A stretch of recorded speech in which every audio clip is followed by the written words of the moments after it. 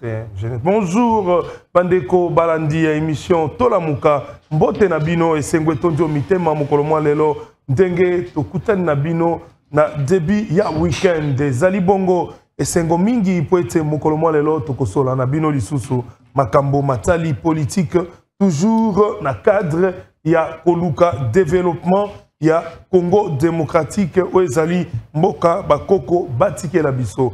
Toko kende na lombango mingi po ete population ezali kozela mingi po ebi ete tozali na mboka Congo mwa ba biloko yiki ekosaka ete tozwa mwa retard pona ko démarrer émission na biso kasi toko tikate pona kosola na bino moko na lelo toko sola un peu sur le retrait du M23 à Massissi de éviter ezali fin de la guerre ou nouvelle stratégie bato babengi mwa mingi pona oyeba un peu ce qui réellement est na ba confirmation ezali ko lakisa ete bazali ko kende balobi ete bazali ko kende pona nini lokola bayoki ki Angola koya bako banga Angola to pelo ko nini kasi to bien ete parlement angolais et siège qui pona situation ya boye ya ba soda na bango au kati ya Congo démocratique donc bete peli solo sur processus électoral pe bako tal un peu toko brosser muke na bandeko pe baelelo na sur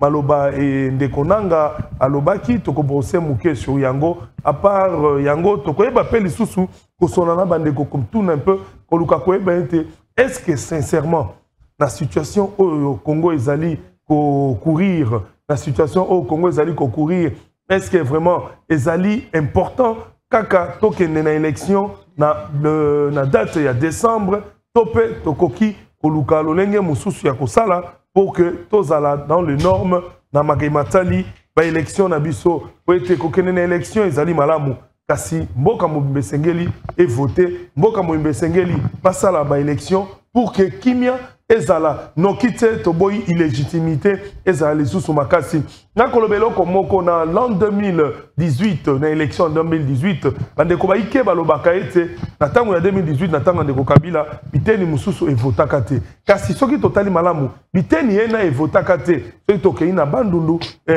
ba territoire ezalaki sous occupation te bazalaki na trouble ezalaki kuna mwa mobulu mais ba territoire wana ezalaki toujours na maboko na biso ba congolais ezalaki sous occupation te kasi soko tokei côté ya est ezalaki j'espère na Ituri soki na bosanité kuna pe ba votaki te ko voter na bango te ezalaki te parce que ils étaient sous occupation ba votaki te parce que Ebola ebetaki kuna niveau ya kosakana te kasi na moi na lelo tozali na difficulté ya makasi oyo tozali presque une grande partie du territoire est belé et allé sous occupation, mais le territoire est allé sous occupation. Donc, et l'Okwana est allé passer. Aux allés sous occupation, est allé le Congo est allé personne y a bon moto n'engé nazali. Kasiba katinga il oboko moko, to le kolomoko et tikali pemben. Les alliés différents, dans ce qui n'engé nazamo bimbabwe, le boko moko est en pota, to le kolomoko est en pota. Wana nazana le kolonangai que je peux soigner. Bon, on a kobanda mbango mbango. Pour présenter ba invité nangai na loboko nangai ya mobali nazali na otoko benga maître Patrick Tinda Libonga maître Patrick Tinda Libonga zali bongo cadre na kati ya MLP ya ndeko Franck Diongo pe azali bongo communicateur monene na yenda simbi communication na parti o ezali ya MLP ya ndeko Franck Diongo maître Patrick Tinda Libonga bote na yo mbote ndeko Mopanzi Sango mbotera baimboka bino baibanso bopalangani mokili mobimba mwana mboka obakobenga mwana suka maître Patrick Tinda Mungali Bonga mwana okata ongolo ogbusheshi apesi bino baso mbote bisika biso bino bozwami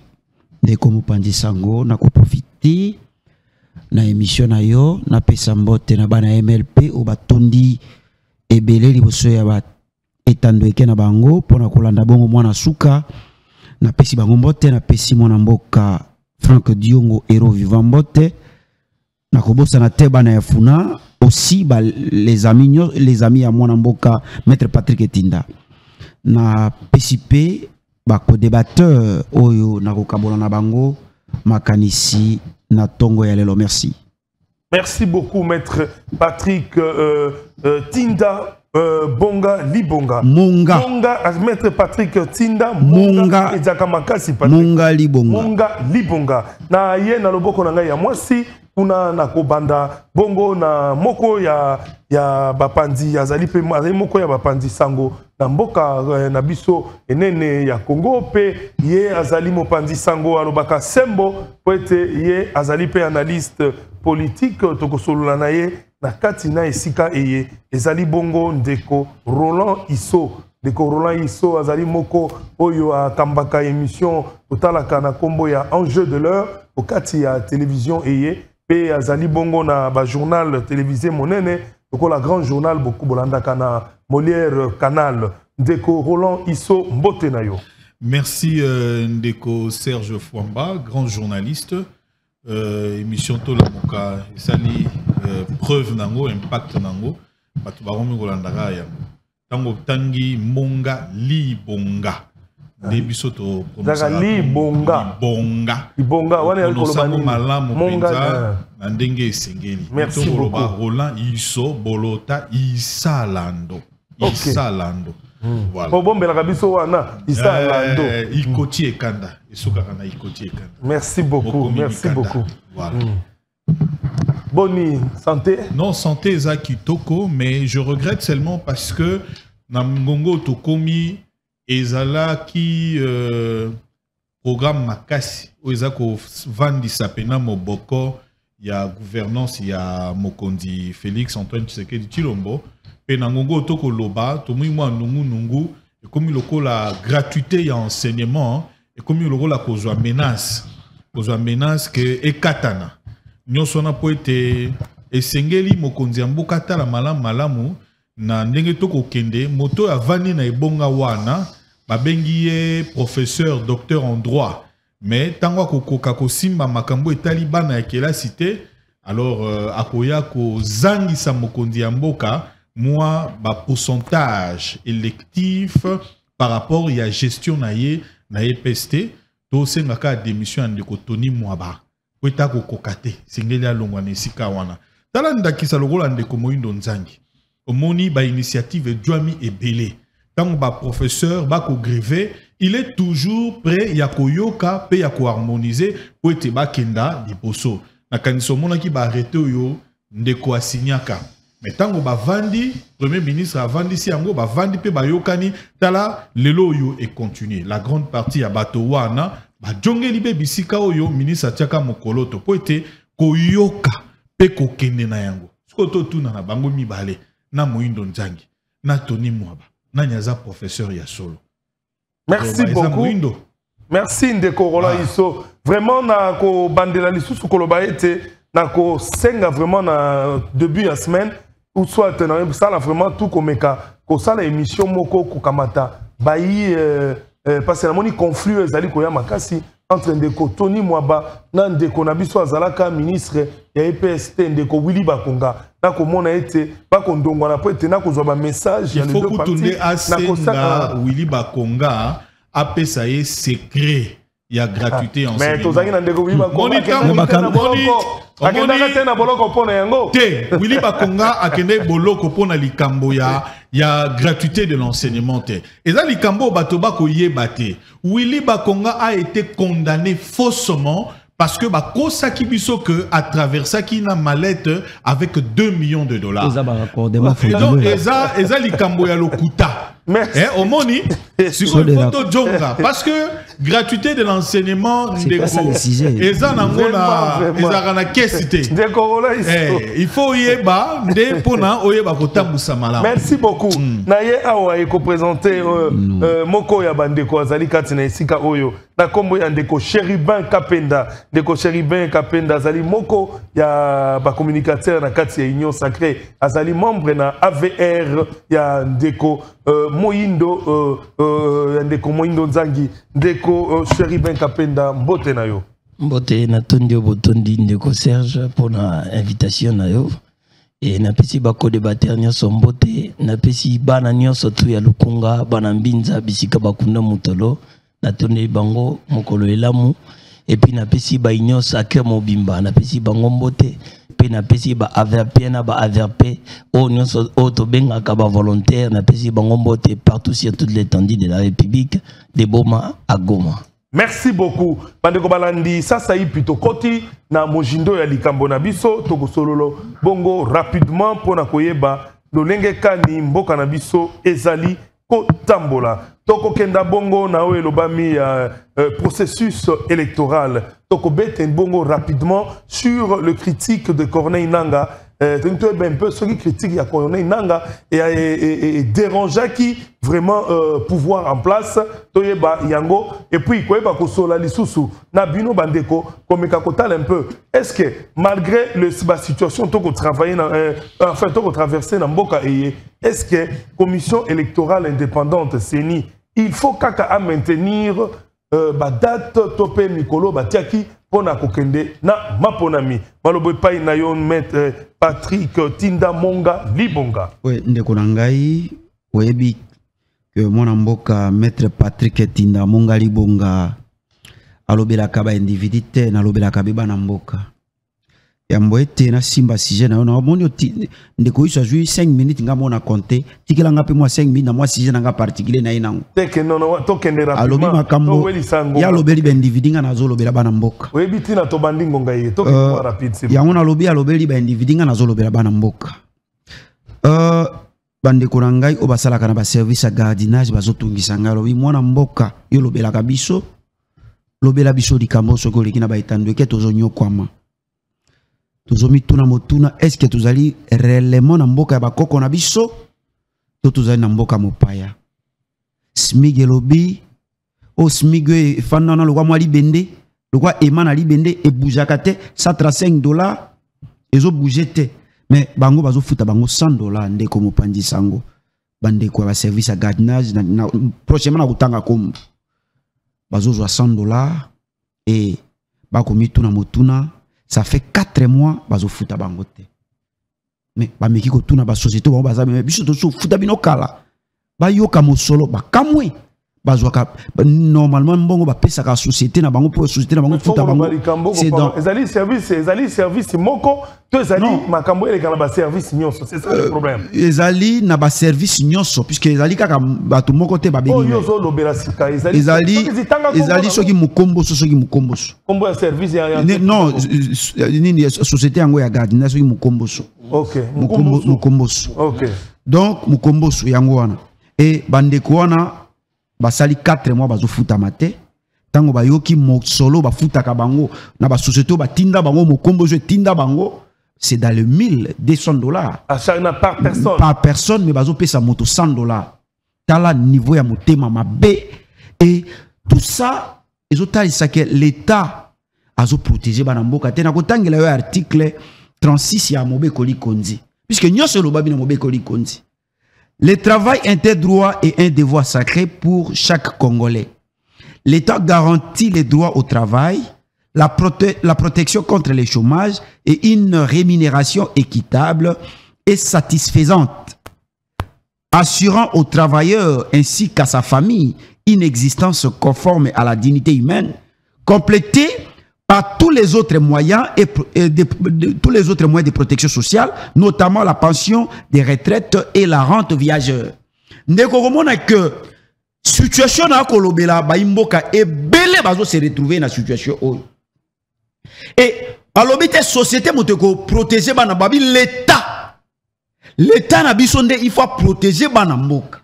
Bana mboka bazo sala misala ya makasi mais bazo zwa mosolo o elongo banité na barrière à salaire et l'état balobi l'état il faut protéger au komona que l'état a abandonné bana mboka bazali abandonné à leur triste sort lelo tolobela kaka est bango pe moto batie sur la situation tolobela kaka est mais makambo bana mboka tozolobela te situation sociale bana mboka tozolobela te nde na lobi bana mboka na kamati mokumba moye na kolobela bino ti na komona situation na bino ko changer. Ce n'est pas normal bandeko ba okende kokoma bapaka bazozwa misolo te mosolo malonga te $100 ndeko akosana nango nini afutela ndako ya boni ndeko na ngai bana batanga ndenge nini alia nini. Je vous dis situation bana mboka ezali mabe.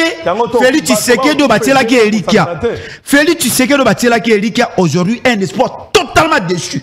Ndenge balati ba bakosi ba yolo komona bakokumisa tise. Alors que bana mboka bazole bandeko na bango comme bango bazolia makambo bana mboka eta. Mais ces gens qui sont en face de moi, les gens de l'Union sacrée comme bango bazolia bazo sepela situation bana mboka etali bango te na kamati sujet na yo likambo yo nazolo bango na betando eke nyoso situation bana mboka peut changer. Je crois même yope peut-être dans la même situation. Na kamati na ba cameraman na kamati sikoyo ndeko na ngai motuna na yo sima kolobela bana mboka na kamati motuna na yo otuninga motuna. Par rapport à Maye Nanga Lobby, ouais, les critiques de Corneille Nanga, casse-t-il le pouvoir? Kulutu, au moins, il y a Nanga Namboka dans un pays sérieux. Nanga place na bolok. Parce que ndeko nangai tolandi makambo Nanga Lobby. Donc Nanga akamati bakongole ko mo babolole et makambo nanga zolo bana ba tribune ya nanga o asali sali et ko tali sapolele que makambo Augustin Kabuya loba makambo FCC baloba na marche na bango la marche la plus courte du monde o balongwa na koidro ba komia pene pene stade de Marty mabumu bango tout batoki balembi na ba milanga mai na ba milanga baji et tali si que makambo nanga lobe zo balana na makambo Augustin Kabuya loba na FCC Augustin loba Kabila zali sérieux atali na parti opposition moni parti zali sérieux o ebundi mingi zali IDPS akamati pouvoir apesi biso et nanga lobi azala na dialogue et salama entre Kabila na bato bazali na pouvoir mais ba congolais ba voter bazo zela yo o proclamer ba résultat ya maponami boni et comme sous makambo arrangement ya kosolola ka tout ça avant que ba proclamer ma pono ndeko ngai nanga kamata ba congolais comme babolole tobimi na se ambula na société to changer situation mboka na biso to pono biso moko bakonzi oyo to komona ke bazali na vision éclairée pona koyangela mboka tobimi na mbula toke ko voter nanga bimi na 2 h du matin le quoi moi kamikaze oyo 7 millions oyo mais moto yo ko lo bazui 7 millions auti na yango wapi ba congolais batala na bondima ki yango na MLP non la nga na bokebi biso non soko lobi tondima c'est gravissime MLP participant à l'élection te toloba to koki ko contester ba élection ba résultat ba élection to participer te. Donc nous on n'avait pas on s'était retiré pour tout le monde qui déjà nanga kamikaze abandé ko préparer chaos électoral abandé ko préparer ba fraude neto pesa qui est crédité mais oyo kulu tunanga yo ndeko diongo azalaki pembe na ndeko Tshisekedi tango bandaki pouvoir na yesika. Merci beaucoup lo tuni motuna ngana zali coup sur coup otuni ko kamato no réponse olobi kulu tu azalaki kulu tu diongo azalaki pene pene ya mwana ya kondo oui abimisi na boloko kulu tu tango abimi alobi na sagesse ya biso ba africain soki moto akamati pouvoir et surtout un opposant il faut taler la enano au cause de la pression qu'on critiquer était et na mboka oyo il y a un moment to luka même transition sa Kabila na ba marche na ba mais tolobi biso na MLP to considérer pouvoir ndeko na biso malgré contestation ndeko na biso fayulu to considérer comme transition sa Kabila to pesa ndeko na biso maboko to sungaye to pese makanisi po asali la bana mboka musala po bitumbo biso to bundi bato ba wana ba parti ba bombarda parti ezalaki pona que to zo ba élection ya malamu pour que to zo bato oyo ba koya ko sali la peuple musala to ye pemben pene na ye to talisi ye moko ya ebisi biso lobi makanisi ko sali la ba congolais musala ezali solo mais FCC zo bloquer ngai tala ba ordonnance nanga ndé ba zo bloquer biso to lobi to kumi mokumba moye yo lobi na biso boy FCC sa komona. On était au four et au moulin. Nous, mon aki, Franck Dong aloba azoebi saba imboka ke Tshisekedi ndenge na sololi na ye nazo mona traizote. Alobi na ngai bato bazo bloquer ende bango. To bundisi libale kabwani. Mais tango libale kabwani, il fallait observer ndo mona ki to fandaki silence. Non non, tango ba kabwani. To lobi nous devons observer. Total balo gouvernement hier lobi zali gouvernement de warrior. Gouvernement ko c'est la peuple mosala. Totali programme programme ezali malamu Baïba comme ça, RDC un état fort. Tokozo armée à mapinga à makasi. Non, Koukoulou tu l'as cité. Tokozo mapinga à makasi. Justice et Koko makasi. Et balobi mo makambo belé na état fort. Na état prospère. Balobi mo makambo bien. Tolobi, na état prospère balobi. Tokozo agriculture, to sala makambo, pêche élevage. Total programme. On retire même la deuxième. Non, Total programme. To monique programme ezali malam. Mais total bango na esalelo. Basi kolaba na mboka na pasi to monique bato ba ko sikolaba na mboka ba poser biso ram sa ko bisa ba na mboka ram elagisi eloko ni til le londe ba fandi wala na ba kasaka na bango moto akoloba ako ilimbola polele na ba mboka ram elagisi ni nazalite barna ke biso mbongo na biso mosolo na biso totali tolobi bato bazali sérieuté totali eloko ni mosusu injustice komi makasi justice a deux poids deux mesures ba ko kanga bato ba proche chef de l'état deux jours na makala babimi caméra abi totali tolobi bato yo tomiko saki peuple limbisa biso tokanisa ki bazali bato malamu. Donc ce sont des gens qui ne sont pas sérieux. Merci. Non, écoutez, par rapport à la question posée, par rapport à la question posée, s'il vous plaît. Zela tango na kozongela maître Patrick toko sala likambo toko saila ngonga na pesi maloba epai ya ndeko Chéribin Kapenda na kanisa ba pasoli bino moto na maître Patrick Tinda Mongali Bonga boni ndeko Chéribin yo lobi boni par rapport ya ba critique ya ndeko nanga ndenge pas signé salibino na niveau ya pouvoir. Merci Natondi Obotondi mais na ligne na ibisaka ba kongomani batala bato bazolinga ba aspirer na ko gérer mboka lobi comment il se comporte sur le plateau de la télévision.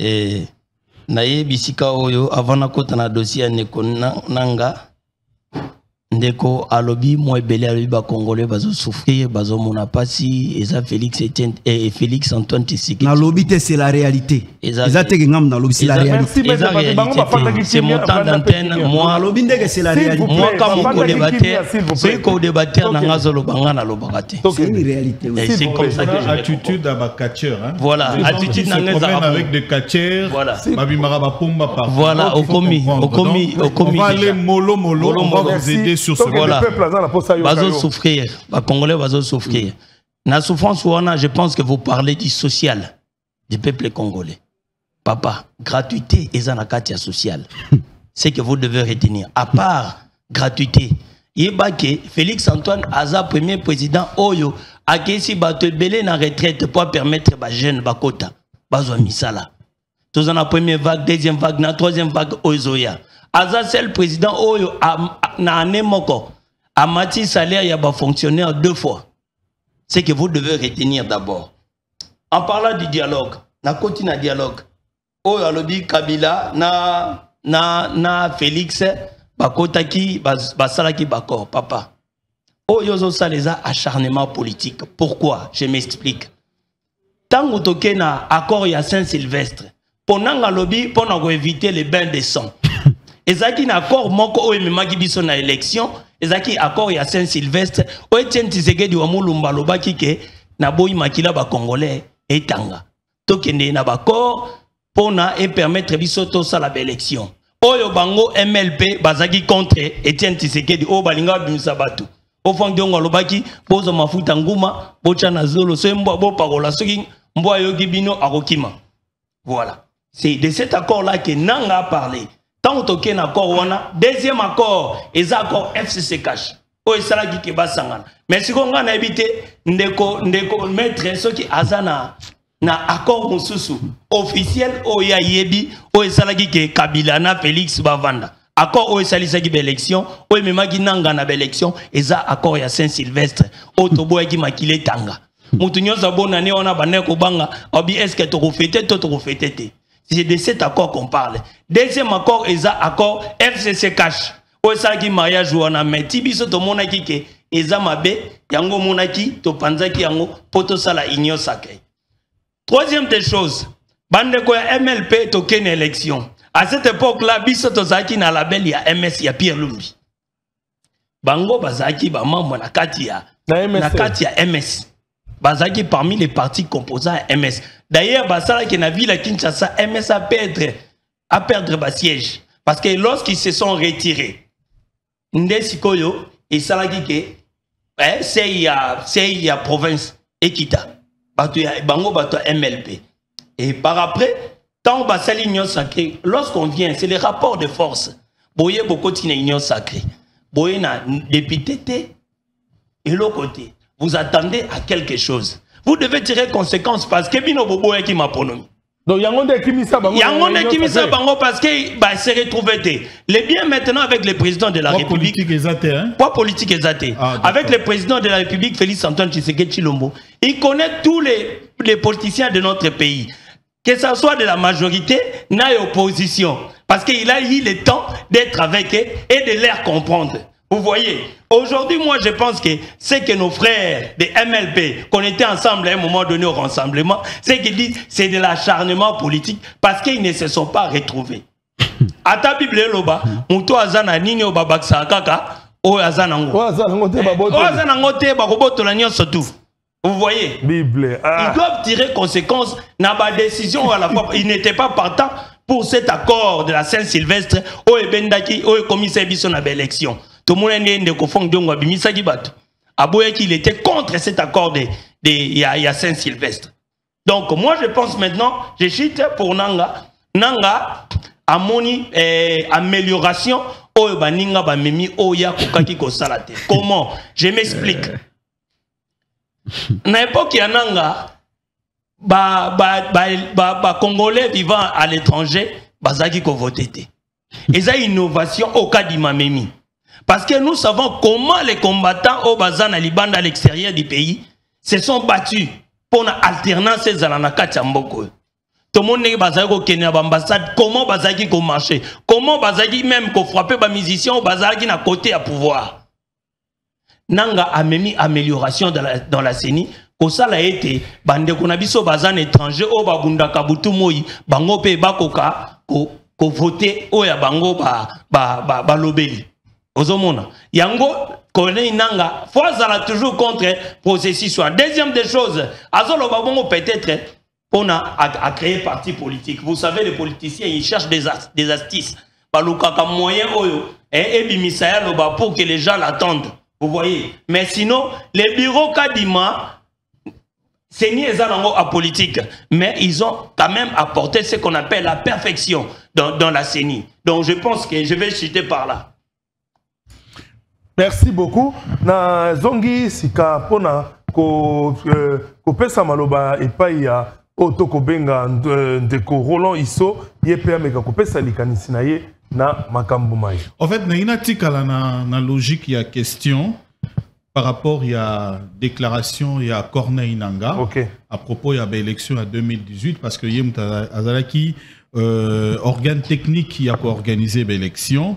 Quand les élections, la procédure, il y a publication. D'abord, il y a la CENI où ils ont publié les résultats provisoires.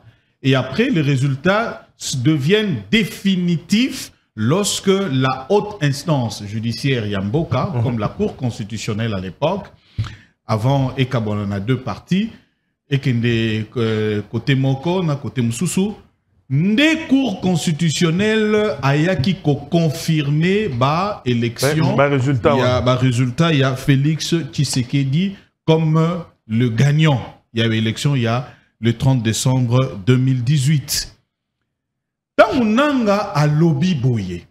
Moi la question au naza kotuna ba congolais ezali, il faut rentrer na cour constitutionnelle oyo azalaki na ba preuve nyonso.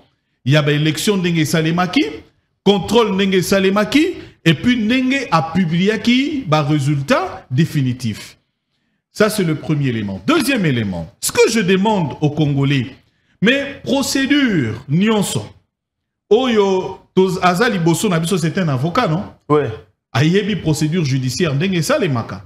Du fait que la Cour constitutionnelle ait publié les élections et confirmé, bah, lobby, les arrêts de la Cour constitutionnelle sont irrévocables, inattaquables. Donc, va trouver procédure parce que déjà, Niniwana et Salemi. Noël Tiania lobby Koutou, Corneille Nanga. Il faut besoin que c'est là 100 000 Nanga parce que dans le lobby wana, élection et Salimaki et organisé. Donc, moto et amayele et l'okwa liboso ko sala nini il faut qu'on kende, kozwa nanga, na pona ye, mais chargez-le. Bon, qu'il y ait une procédure judiciaire que yé ayeba, ko yé bisabiso ba vérité par rapport yé lokowana. Point barre. C'est ça la procédure à suivre.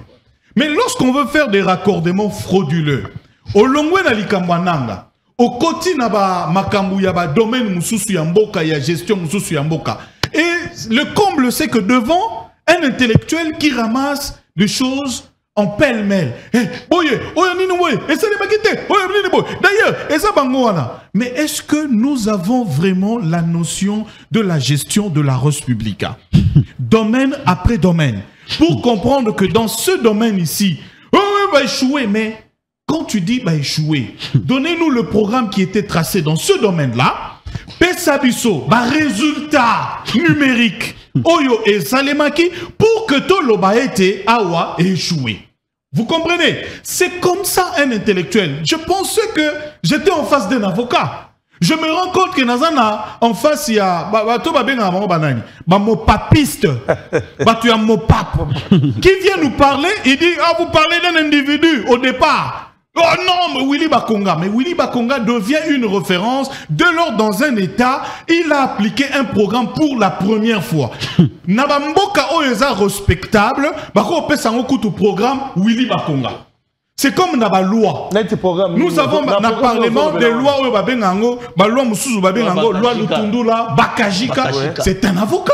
Voilà. Il peut mieux parler de ces choses-là que Koleka Tunabiso. Si on vient lui donner même les leçons qui est élémentaire dans mon domaine, c'est regrettable. Individu.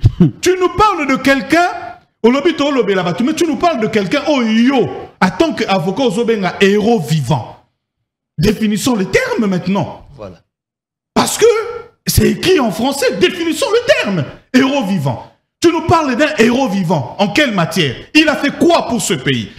Voyons les combats politiques maintenant. Citons les gens qui ont commencé le combat politique na Katamboka. Baza ba référence. Tu nous parles des gens corrompus. Moutoua Kendakasu, coton à gauche, Abendi coton à droite. Tu nous parles d'un pomba. Quelqu'un a tambola rana ba katé. A koti a menacé batuna ba katé. Oya yo kakate.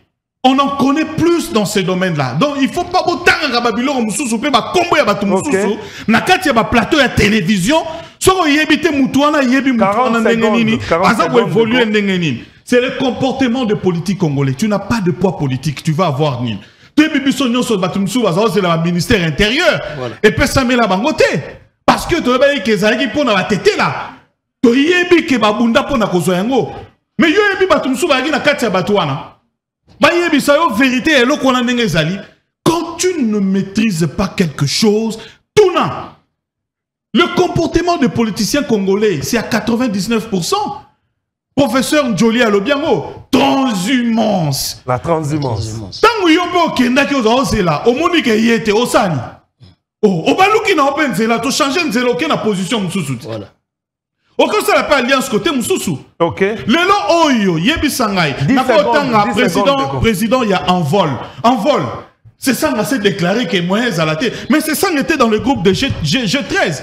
Avec le feu, paix à son âme, le feu honorable Lokondo. Mais tant que baninga bazui, o bazaye na kata groupe wana, yozo zelo zuite, Lutundu la zui, premier ministre, Mouyaya azui, o Moussoussou azui, yo zuite. C'est le même comportement. Bako sa ba congolais. On est journaliste, on observe ce genre-là, tous agana bango, c'est le même comportement. Merci donc beaucoup. Je pense que à mon humble avis, si tu veux, aux autres traités, union sacrée. Moi, je fais mes analyses. Et les gens qui suivent, si tu veux un débat sur la gestion du pouvoir actuel, les réalisations, demande un débat et pas assez. Comme ça, on vient domaine après domaine avec on va faire ça.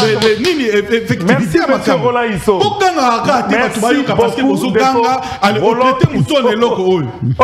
reviens sur les débats. Bandeko Balandi Nakanisa.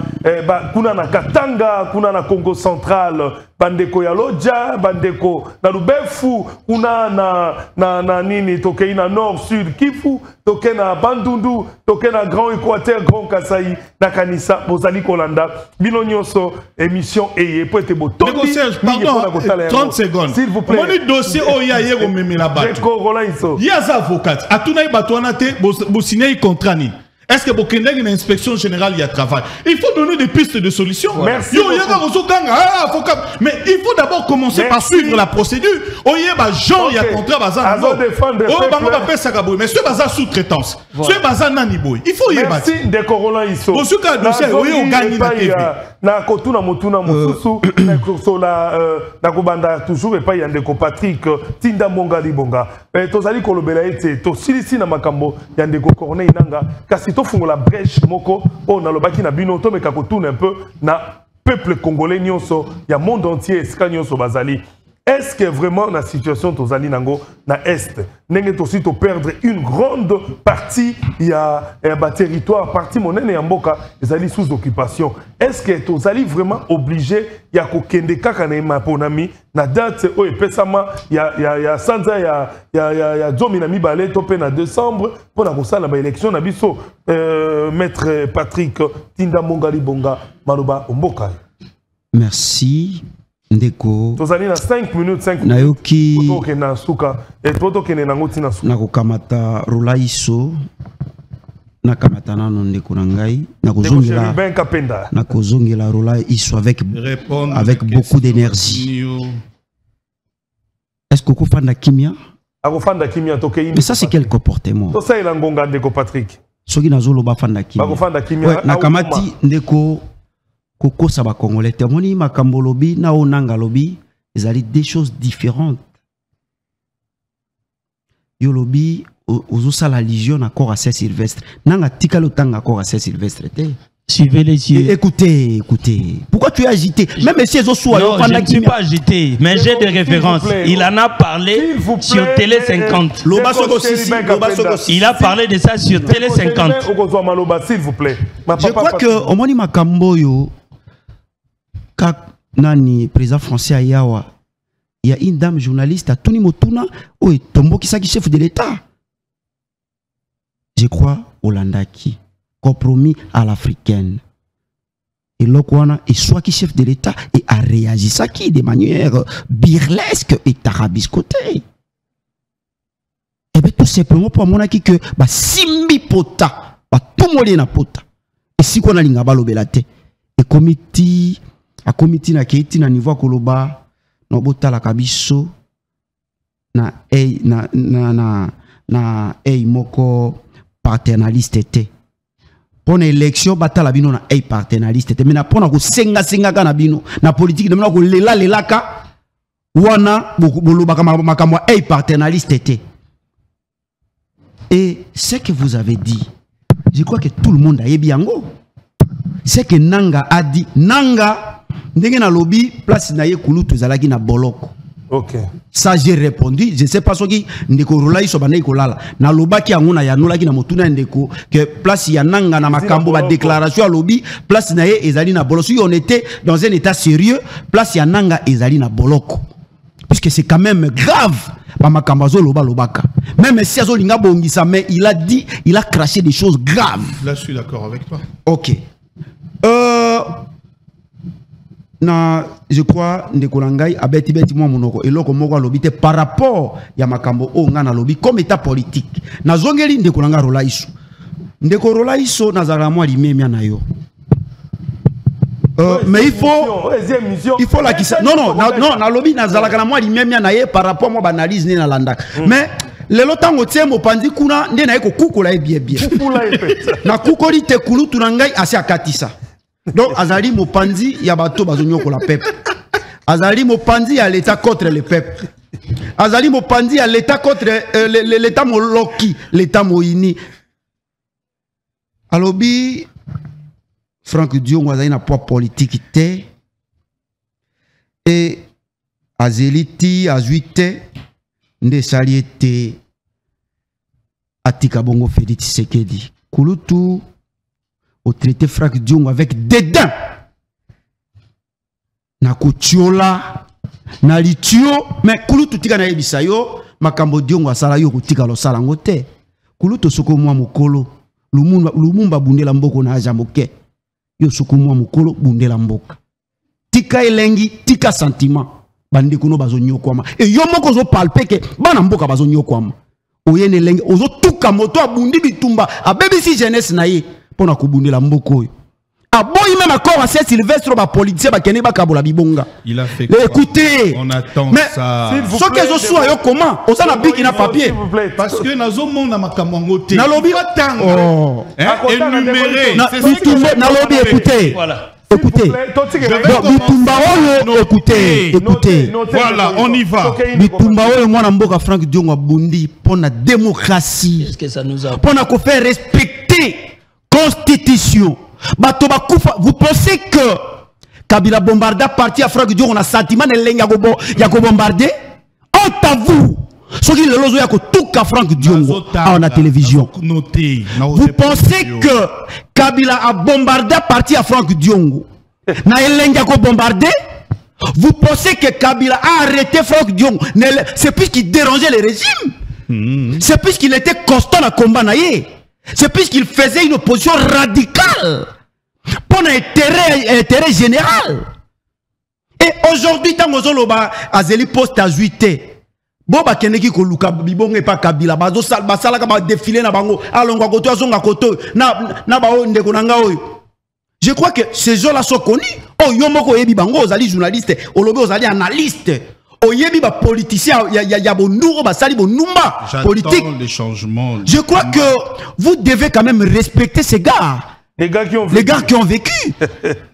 Ozoloba azali reviva eloko ni na sala mais kulutu ndenge na ebisio bitumba Franck Abunda ninga BBC jeunesse na ye yoko tikala ko bunda ngote ndozo flatter régime. Merci. Pour que balukelo mo isika aussi si yo moto zo tuna mituna nazo comprendre pourquoi tu as agité fanda comment oza ko débatteur à l'aise par rapport ya bande par rapport ya bande konango bazo nyoko na ye koloba yo peut-être on se retrouver dans la même situation au lobby fona luka ba na ye comme moi politique. Ici je suis venu comme politique. On a moni que bato bazo yangela école o baza adversaire na biso politique bazali obligé ba protéger ba imboka bazo protéger bangote et je suis venu dénoncer. Je suis venu dire des choses pour que bongisa botala na moi mukolo muketi kali botala neni boko sauver situation ba na ya ba imboka. Mais comment vous pouvez dire il est juriste, il doit aller analyser les contrats tant qu'on va signer ba contrat bonga nazali ba moninga comme moi politique. Et je suis venu sur qualité de politique. Ceux qui ont rien à moi qualité non flatter régime bande kolo bazo nyokwama et tu le sais ozo fandana bango au moni comment bazo souffrir. Merci. Il ne faut pas venir flatter les gens qui ont failli à leur mission. Ils sont en train de gérer notre argent. Bazo gérer richesse nabiso. Et makambo tout ba promettre peuple va tirer vous voulez que tu flatter bango? S'il vous plaît, est-ce que papa donc c'est là dans quelques 40 secondes na yo tikal nango. Est-ce qu'il faut penser toke na maponami malgré makambo merci beaucoup Kulutu Motuna Ezali. Nous devons oyebi na mboka oyo bato bakufa pour un respect ya délai constitutionnel. Ba bombarda ba parti politique, ba bombarda IDPS, ba bombarda MLP, na ebitende ko iso so ba bombarda penda kunae. Ba kanga bato ba sala ba prison Franck Diongo sala prison ko ba condamné na procès moko monté pona makambo yo zo tout motulo yo ko tunangai. Je crois que Kulutu ezali moi et ça moi soni koyoka président Seigneur binazali na volonté solo ya ko organiser mais bazo pesa ngambongo te. Depuis septembre bazo pesa ngambongo te. Qui ne veut pas que le président Seigneur a organisé l'élection. Mais on l'a dit. Je crois que les journalistes sont dans un mois du même. Je crois qu'on l'a dit. Alobi Polele que depuis septembre, Nazeri Mbongo na gouvernement ezoyate.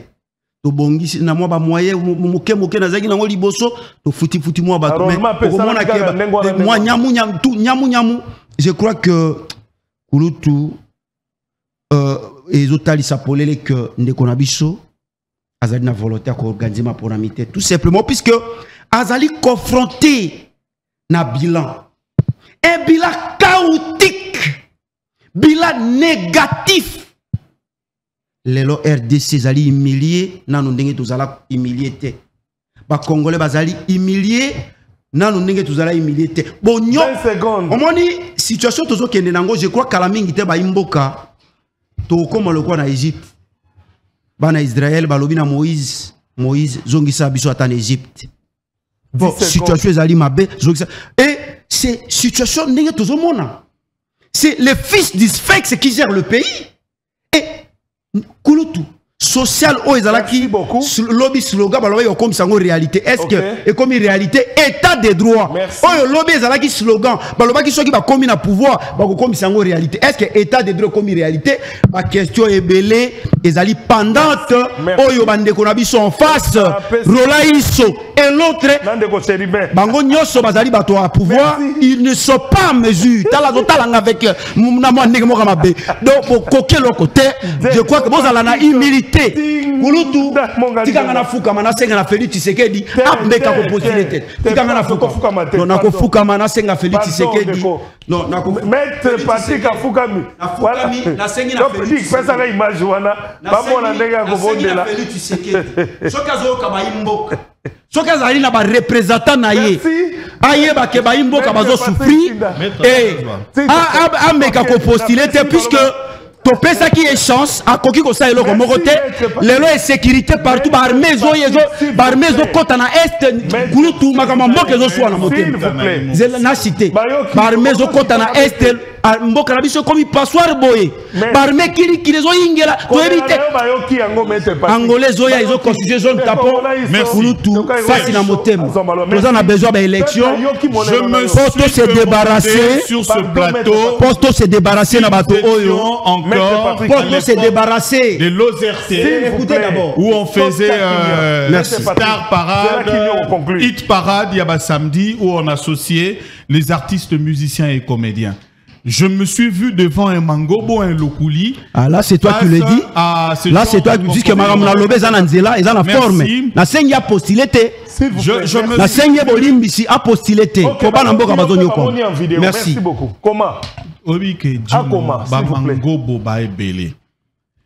Ça, il doit retirer. Est-ce qu'il peut retirer ça?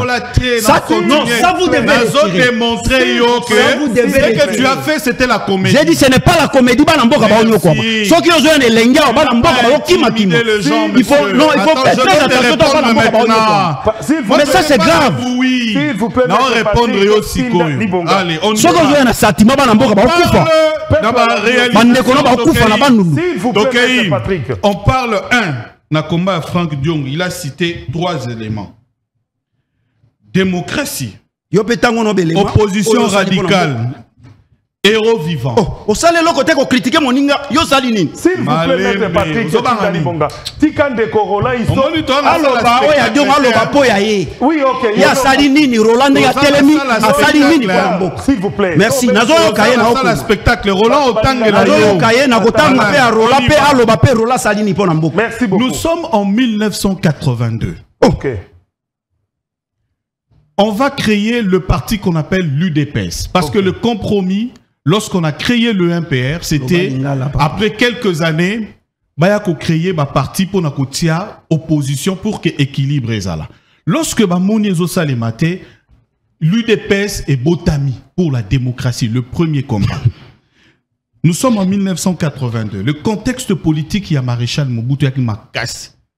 Dictature, Mobutu est en plein. Azo mata Makassi, Moke Mati. Mais, Moutou Okutu, Bako lo baba Congolais ba olia bien, ba Congolais ba futama bien, mais, ba telemeli parce que démocratie est zate na mboka. 13 parlementaires, aujourd'hui, l'UDPS. Papa Etienne Tshisekedi qui incarne la démocratie, le combat de la démocratie. Papa, bako tangelo mutumo na mboko azoko incarner combat de démocratie, en dehors il y a Etienne Tshisekedi wa Mulumba. Nous sommes tous des élèves accrochés à ce combat. Amen. Nous profitions tous dans les marches accrochés à ce combat et nous nous identifions à Etienne Tshisekedi wa Mulumba. Nana roko sanamboka oyo. Qui est Franck Diongo dans le combat de la démocratie. Il n'y a pas eu des éléments probants. Ouais, la kisi biso combat. Papa, batu babundeli mboko, mona bango na bakoma ba référentiel ya mboka. Même Mibeko ya mboka zo reconnaître bango parce que va apporter un élément de plus na combat. Quel est l'élément de plus que Frank Diongo a apporté na combat ya démocratie? Allez, citez-les. Rien. Deuxième élément, opposition radicale. Qui a parlé de l'opposition radicale dans ce pays? Qui a parlé de l'opposition radicale et qui a suivi cette opposition radicale dans ce pays? Botangela biso tokei. Botangela biso tokei. Nako tata entre guillemets. Nako tata entre guillemets. Ezana mutu oyo kutu andimaki aza député mais aboya même kozwa mbongo ya kozala député parce que lobi nazolanda combat ya papa Etienne Tshisekedi. Baloba bakoloba na mboka oyo tozolanda combat ya Frank Diongo. S'il vous plaît. Regardez, taisez-vous dans ce pays. Parlez de l'UDPS d'Etienne Tshisekedi. Ne me parlez pas d'autres personnes accrochées à ces combats et ils ne sont même pas identifiés. Quelle est l'innovation de l'opposition radicale que Frank Diongo a apportée dans ce pays? Tu n'as pas pu le citer. Tu cites seulement génériquement opposition radicale. Personne n'a d'éléments. Merci. Akuta ina mongala pe solo. Alors, héros vivant. Quand je parle, Batoma Olanda va comprendre. Héros vivant sur base de quoi? Exact. Au procès, bakangaki batiaki Frank Diongo na prison. Mkeba écoute babundi batie bango na ba prison ba vient na biso na domaine na journalisme. Batu ebele écoute babundi batie bango na ba prison innocemment. Combien? Je parle de 19 fois. Gabriel Mokia a été arrêté dans ce pays pour ce combat. 19 fois. Frank Diongo a été arrêté combien de fois? Non, dites-moi. Mokia 19 fois pour son combat. 19 fois. Allez, citez-moi Frank Diongo a été arrêté combien de fois? Kabila a arrêté combien de fois Frank Diongo? Gabriel Mokia a lobaki na biso bazaka na bango batuya. Est-ce qu'il faut vraiment toquer les élections? Makambo tout Félix Tshisekedi alobi makambo tout fait président ba prometa basala ata eloko mongote. Ba Congolais beau juger. Vraiment, on peut être sur le plateau avec quelqu'un qui fait une déclaration ostentatoire, déforme. Qu'est-ce qu'il a fait? Qu'est-ce qu'il a fait? Est-ce que vous trouvez ça normal vraiment? Qu'est-ce qu'il a fait?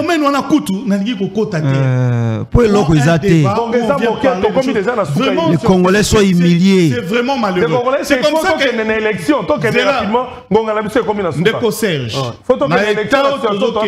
nous devons observer. Ok. Lorsque on va observer total la situation à Est, pour mon point de vue, Ezaboé, tant qu'il y a la guerre, tant que nous sommes sous occupation, côté Wana, moi j'estime que tous les Congolais, comme le président avait fait son appel, tous à la Bissonion son moko, pour être garder d'abord intégrité territoriale et protéger.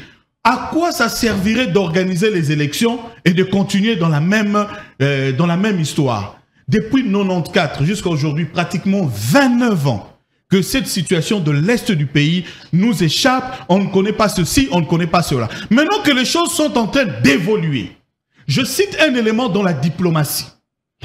Aujourd'hui, l'agression a été reconnue. Je parle de la dernière information, l'arrivée des experts des Nations Unies ici dans ce pays, qui ont reconnu dans leur rapport, quand ils sont arrivés sur le terrain, que c'est le Rwanda qui utilise le M23 qui agresse la République démocratique du Congo. Mais est-ce que ce lobby na mutumtoya lobby le kuta bavantina mango bazo sala, mais finalement on est en train de discuter avec qui? C'est ça la question fondamentale. On discute avec qui? Et cela est reconnu. Donc j'estime que aujourd'hui, même la situation des troupes à l'Est, le lot comme l'Angola va arriver, je me suis dit, c'est bien bon. Il faut un équilibre maintenant. Parce que tout cela, ça fait partie de la diplomatie. Lisez la charte de l'Union africaine. On ne prend pas le temps de lire, mais on prend le temps de venir crier sur le plateau. Lisez la charte. Et lisez, même dans la diplomatie, on dit toujours, on ne lâche pas la partie diplomatique. Bien qu'à un moment, ils attaquent, on replique et on attaque à un moment, mais on ne lâche pas la diplomatie. Est-ce que politique, Il y a ganga na télévision kaka. Mais en bref, j'estime que si la situation persiste, il est préférable que tout sangana ndenge chef de l'État singaki. Donc glisser dans le bouquet. Non, je parle de d'abord terminer la situation à l'est du pays avant d'organiser. Merci Ndeko Roland Isso. Na pesi bongo malobe pa yandeko Chéribin Kapenda parce que soka silisi na kopesa moto poussière ya seconde à conclure poto silisa Ndeko Chéribin. Merci Ndeko Kapenda botondi na olinga mingi na répondre d'abord avant na na répondre pour la question de la guerre à l'est. Moi je pense que cette guerre a fait plus de 21 ans. Moi, à Botami, à Tanguy Klassi, à Silisi, ceux qui peuvent au bal à moi, si à Bali. 29 ans plus tôt. Vous voyez? Moi, je pense que nous devons nous retirer entre nous les Congolais. Palabre, oh, il y a sophistigé. Oh, il y a le bagage qui est palabre. Et la résolution à l'africaine, c'est important parce que toujours ça la caca ba élection. Mais ba élection, guerre réseau persister, réseau continuer. À quoi c'est bon de continuer avec les élections? Pendant que moi, on a maladie, non. Je pense que nous devons nous retirer entre nous les Congolais, tout solo là, pour comment mettre fin à la guerre de l'Est. Ce que vous avez sont même 3 ans, ce n'est pas un problème. Mais essentiel que malade ou ezana katsambo kanabiso et longwa. Ce que vous avez sont 4 ans et longwa nanu. Ezalola neti moi malédiction mon refolu qui l'on a délivrance. So délivré aller au Longoli. Kolongolango pour soit et ça la passe. Moi je trouve l'importance que to kendenanu, to bongisa, to sanganananu, to luka moya ko mettre fin à la guerre wana ya est. Eux ont préoccupé biso liboso ezak aussi sa guerre o ya M23 o umeli. Bon, nalingi na kota bisika lobby Franck Diongo héros vivant. Ndeko na ngai. Et les gars na ordre nini? Ordre national est déclaré que tout est Etienne Tshisekedi de Mulumba. Mutoyo avanda bazoya ko corrompre azoboya po bino na ebi bozora na bino. Bazoya ko corrompre azoboya. Wa longoli ba congolais. Wa longoli ba congolais na obi bino, je n'ai pas cité les noms. Wa longoli ba congolais. Wa longoli ba congolais ko banga na 2011 pour ba affronter Kabila. Après webisa biso Franck Diongo asalaki opposition radicale.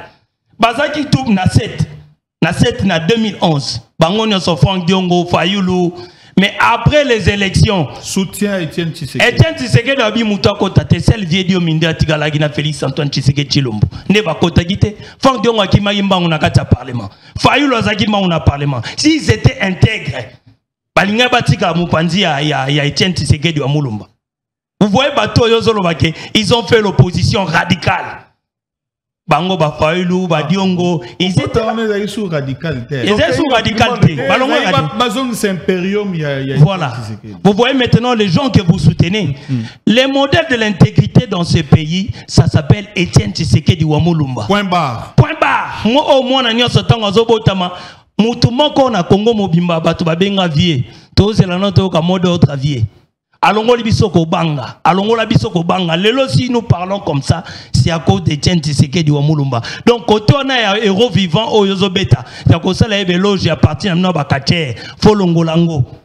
Héros vivant, héros moko obiso, tozo zela, héros obasité et eza Etienne Tshisekedi wa Mulumba.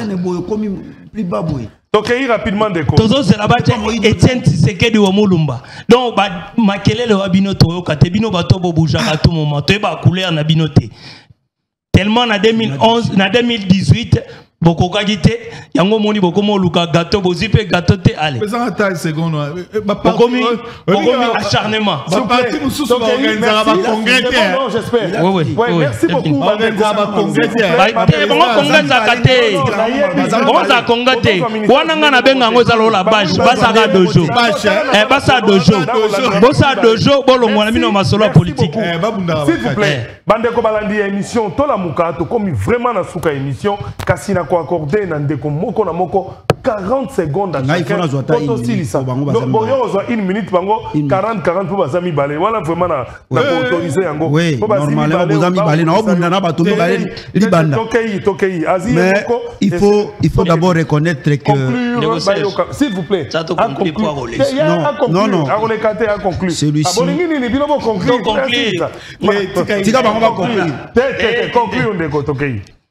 Je crois que ndeko nakobanda mais ye nazolimbisa po eloko moko pa ene koloba wazate ayeko bete lisolo. Je crois que ndeko tango zotuka diongo il faut tala nanu ndako nini oyo ozali pa moindo nzangi Moindo nzangi pe tokolo ba bundi bituma mboko yo jeune boke na partia moindo eza soni et pozo ya kotuka moto abundi bitumba ndeko.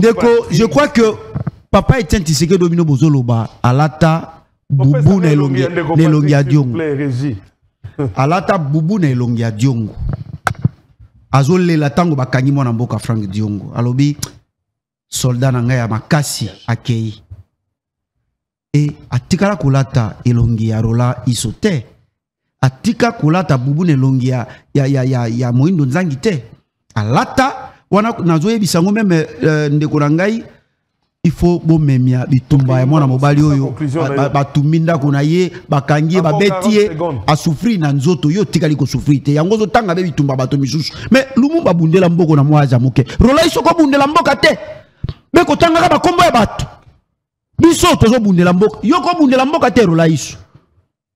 Merci ndeko Patrick. Donc kulutu zela ndeko Patrick moko tala ici vraiment ba dossier ko fungola sima na za la rubrique ya suka on appelle si yo oui yango nazo conclure mais ça message na langue maternelle na yo population yoka o nyoso ka langue maternelle na yo mais ça rubrique ya suka na émission yi pardon to beta sous dossier te poto ici beta moi to ba bokanga kyao nationalité o congolité et loko na loba bongo na nazo ya s'il vous plaît par rapport kulutu na yoki alobi makambo ke mboka ezali na guerre moyeto ke na mapona miezate oyoke sika chef de l'état déclaré guerre on ezali mo soni kulutu olobi tozali na guerre te bino bozo benga ngola olobi guerre na komi olobi guerre okotala ngona sima oui olobi nini kulutu na makambo ezebele fala rencontrer bango te pesinga tate pesa ka 20 secondes nengo si conclusion pesa message moko na mokamboka moto na posa yeba nana zaka congolais ya solo na émission eza na langue maternelle na yo loba moi liloba moko pesa na population o ya village na ba ko yoka. Je crois que makambo yo na komia soki na lobite na ola na bien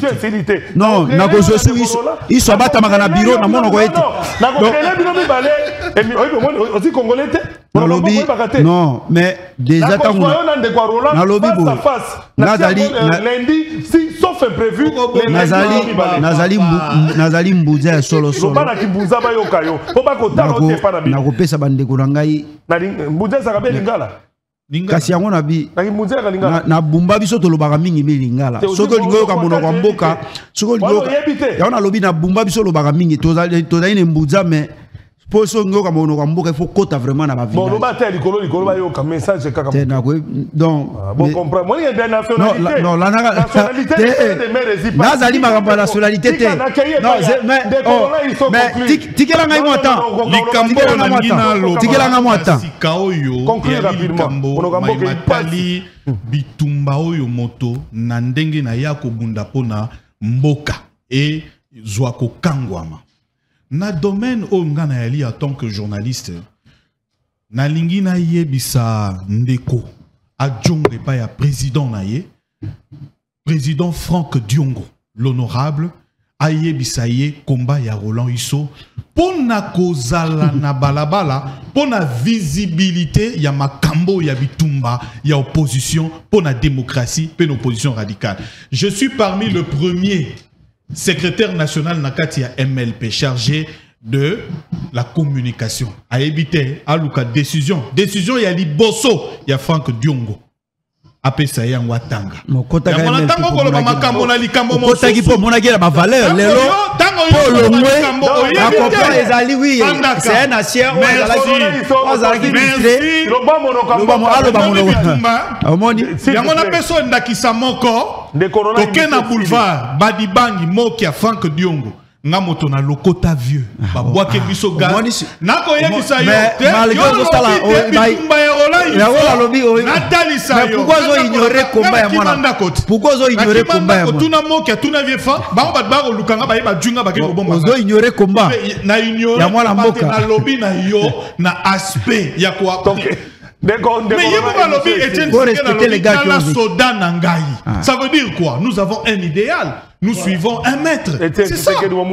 Mais vous ignorez comment il y a mon amboka. C'est pas normal. Merci beaucoup. Na CPI. Donc je ne peux pas mboka te. Bakotala biso na monde entier. Kingomende na ebité.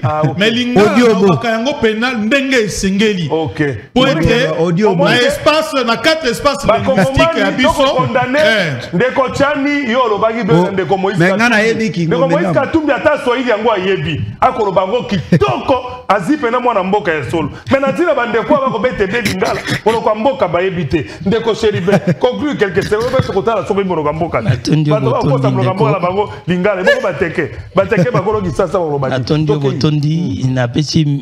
merci mingi pour l'invitation. Merci Ndeko Cheribe Kapenda. Na PCP ba onyo so balandi biso merci. Et pour nanga kino. Na province te. Na province. Ba mo kamboka na binesi message ya suka nino ko pesa bazo talo na monde entier. Na pesi ba na mboka nyonso. Mono kona binesi ka lingala te. Na yebisi. On m'a dit que toi aussi ne étranger. Oh na zo maîtriser za lingala. Yango ne langue maternelle za langue botamina. Na bana mboka nyonso baza na sima ya président de la République Félix Antoine Tshisekedi. Ba soutenir ye pour na koluka ko mettre fin ya guerre ya Est. Pour continuer kolela. To continuer olela lelaka. Bino ba ko bosala bolela. Merci bande ko balandi. Ya émission to la muka. Merci. Funda Rwanda. Ko yakati na esika oyo. Merci na ndeko Roland Iso ndenge osiliko dima ko zakata esiko na moni etumba. Merci beaucoup. Merci na ndeko Patrick. Abundila bango mibale faut féliciter. Odimo Bali, ya solo bende bali na ndeko Fai Jongo asakana ba kache, odi pena kache. Non, ngazi kache. Odi kache pena pas. Azali président ya fédération. Ouais, la politique odi kache pour être na moni etumba lamba ko bundia. Solo zimo. Libanda solo. Merci na ndeko Cheribe Kapenda, vraiment je suis très content Bobundi etumba kasi ngai pe na sengi merci na bandeko nyonso balandi biso mokolo mwa lelo merci beaucoup. Merci na magistrat Olivier Kapila ndenge na Katanga na ebiete bato bazo sepela nengo ko tiela bango télévision monene batala ka émission et merci nous tout la trading compagnie mwana mboka ya solo na lobaki oyaza ko luka entreprise ya assainissement ya sérieux nous tout la trading azali construction à sérieux nous tout la trading compagnie ezali merci na fondation Jerry Nembalemba kuna na Mongafula merci na bandeko nyonso fondation Tosungana na Changu merci ndenge bokolanda biso sima émission ngana ke kolia mbisi na kolia mbisi na sayo kakao na soko kolinga kolanda landi mbisi peno ya biso ya Equateur monga saka moluba boinde Moluba boinde zindengai nake kolia mbisi epai ya mama bébé novelas azali na sayo station moko ezaka na sayo kota ya Cardinal Malula babenga ngoni force station moko ezaka na sport juste en diagonale ya sport bokomona bébé novelas kuna bazwaka nde mbisi soko mboto babimitie na mai batandi na moto vraiment na kanisa na kopengisa bino otika malamo kasi awa ngolo seka okuta na biloko nyonso ezali mongaja tu topeseni mbote mpona kolakisa ete bosengo ezali merci na ndeko Buba merci na mama Plamedi merci na Serge Lokondo merci na Pams Biega merci na Wilson tokutani bongo mokolo mwalobi botika malamu